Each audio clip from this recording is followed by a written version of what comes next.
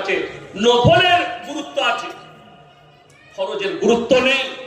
আপনাকে বলে দিই, এ নামাজ পড়ছে বড় লোক, 5 ওয়াক্তের নামাজ আপনি ছাড়েন না, কিন্তু আপনার জানা আছে নামাজের যতটা গুরুত্ব আছে যাকাতের ততটা গুরুত্ব আছে, অথচ এই হিসেব করে যাকাত দেয়। কথাটা বোঝাতে পারলাম না? যাকাতে টাকা খরচ করতে হবে, যাকাত দেবে না, কিন্তু নামাজ ছাড়বে। আপনাকে দুটোই বুঝতে হবে, যতটা গুরুত্ব আল্লাহ নামাজের দিয়েছেন ততটা গুরুত্ব যাদের যাকাত খরচ হয়েছে যাকাতে দিয়েছেন। আপনাকে ওটা বুঝতে হবে। আল্লাহ মাল দিয়েছেন, মালের গুরুত্ব বুঝেন, আল্লাহর কাছে দোয়া করে কাঁদবেন, আল্লাহ হালাল রুজি দাও। সকলে জোরে বলুন ইনশাআল্লাহ।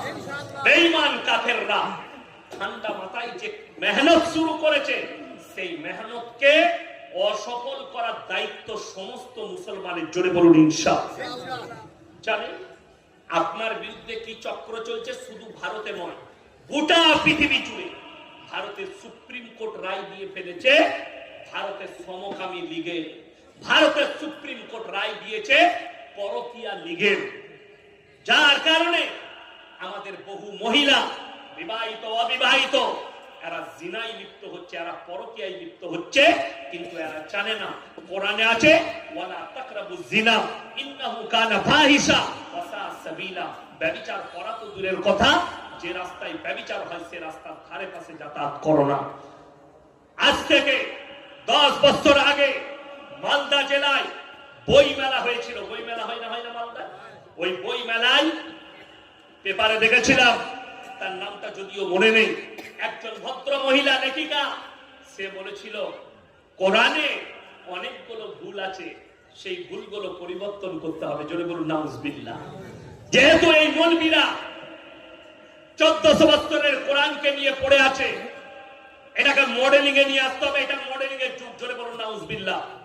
শুনে রেখে দেন হে আমার মুসলমান যুবক বৃন্দ, আমার ভাই, আমার মা বোন, শিক্ষিত অশিক্ষিত সবাই শুনেন, কোরআন যেদিন এসছে সেদিনেও মডেলিং ছিল, আজকেও আছে, কিয়ামতের সকাল পর্যন্ত কোরআন মডেলিং থাকবে। জোরে বলুন ইনশাআল্লাহ।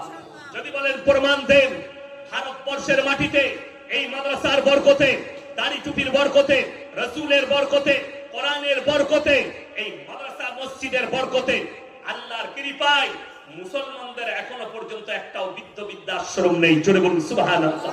তার কারণ একটাই, কোরআনে আছে ইম্মা ইয়াবলুগান্না ইনদাকাল কিবার আহাদুহুমা আও কিলাহুমা ফালা তাকুল লাহুমা উফিন ওয়ালা তানহারহুমা ওয়া কুল লাহুমা কাওলান কারীমা।